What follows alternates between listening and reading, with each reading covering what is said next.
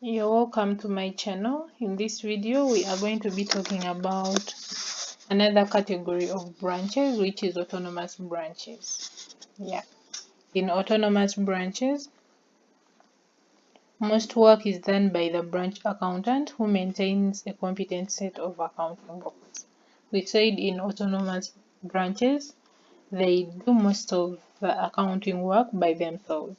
So most work is done by the branch accountant who maintains a complete set of accounting books. Then these branches operate with a high degree of independence. Yeah. Then branches are allowed to purchase most of their stock from the local markets. The branch account prepares books of accounts, close off ledger accounts at the end of the trading period, and extract a trail balance that is sent to the head office. Yeah. So the autonomous branches, they send a trail balance to the head office after everything. Yeah. Then at the head office, the accountant incorporates the trail balance that was sent into financial statements of the whole business.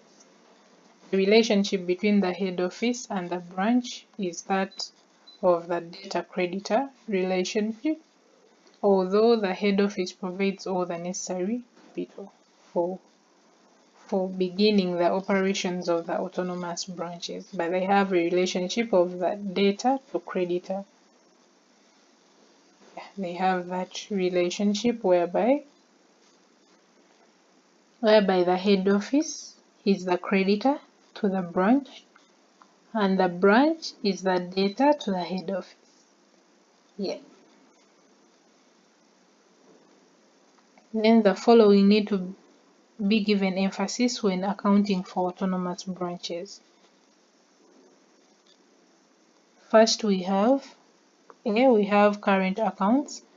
Current accounts, they help to monitor the degree of debt between the two parties. The degree of debt between the two parties.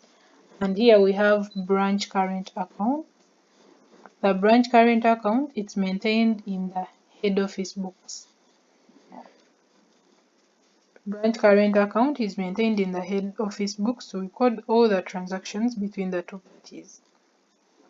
Yeah, it's maintained in the head office books to record all the transactions between the two parties. And it's maintained as a debtor because the head office is demanding the branch. Yeah, so it's maintained as a debtor's account. Yeah. The head office treats the branch as a debtor, and therefore this account must have a debit opening balance, and it's debited with the following. Yeah, since it's a debtor, we said debtors are assets, so they have a normal debit opening balances. Yeah, so they are debited with the following. The branch current account is debited with the following. Goods sent to the branch. When goods are sent to the branch, you are increasing the money that you're demanding from the debtors. Yes, so it's the reason why we debit it. Then expenses of the branch paid by the head office. When the head office pays the expenses of the branch, the money that they're demanding from the branch increases. The reason why we debit it here. Then in case of branch profit, in case the branch makes profits, yeah, it increases on the amount of money that they're supposed to give to the head office. Yeah, then the account is credited with the following. In case of cash received from the branch, when the branch sends some money to the head office, it reduces on the amount of money that the head office is demanding from the branch. Yes, so it's the reason why we credit it. Then goods returned by the branch. When the branch returns some goods to the branch, it reduces on the amount of money that they're supposed to send to the branch.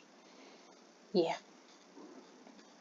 The balance carried down represents the amount the branch owes the head office at the end of the year. Yeah. The balance shows the amount that the head office is demanding the branch at the end of the year. Yeah. Then we go to the head office current account. Head office current account, it's maintained in the books of the branch. Yeah, maintained in the books to record all transactions between the two parties. As we say, the branch current account is maintained by the head office, so the head office current account is maintained by the branch.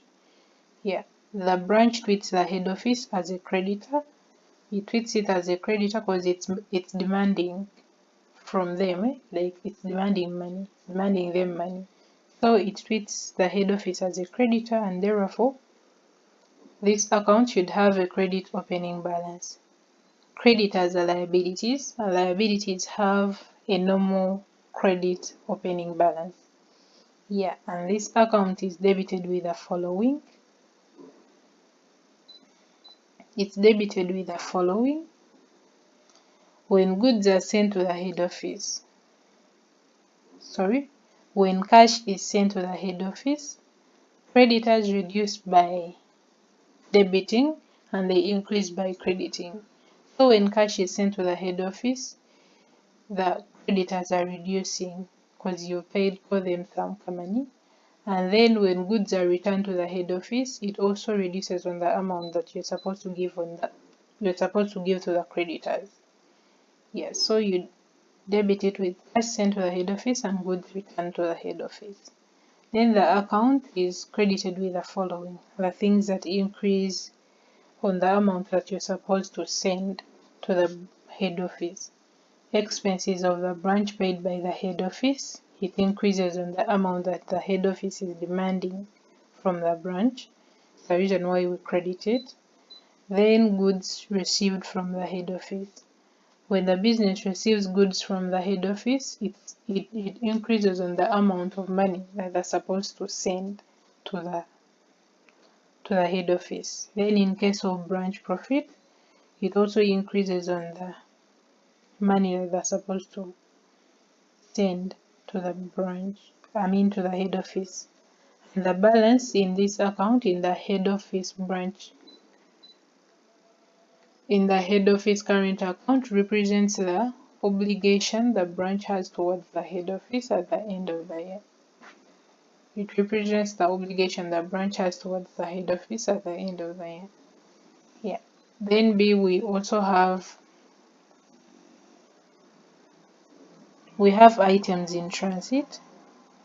Items in transit are those items that have been sent.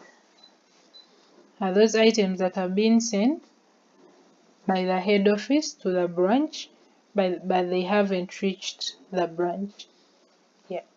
When the balance carried down on both accounts fails to agree at the end of the year, the difference is brought about by items in transit. Yeah, so the difference between the branch current account and the head office current account is mainly brought about by the items in transit. And the items in transit can be cash in transit, goods in transit, or returns in transit. Yeah. And these items belong to the head office and should appear in the balance sheet as current assets.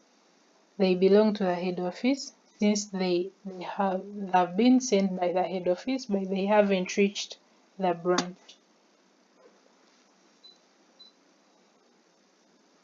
So these items belong to the head office and should appear in the balance sheet as current assets, and at the same time credited the branch current account. Yeah, since the branch current account is the one that is prepared by the head office. It's credited to the branch current account in the head office books regardless of their direction to and from the branch or the head office. Yeah. However, in case of stock items invoiced at selling price, they should be disclosed at cost price in the balance sheet by eliminating the unrealized profits. Yeah, so in case the items were sent at selling price, in the balance sheet they're supposed to be recorded at cost. Yeah, in the balance sheet by eliminating the unrealized profits or the profit element. Yeah. We shall have examples in our next video.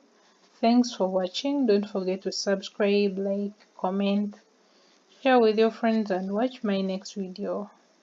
Yeah, we shall be talking about other things in accounting too.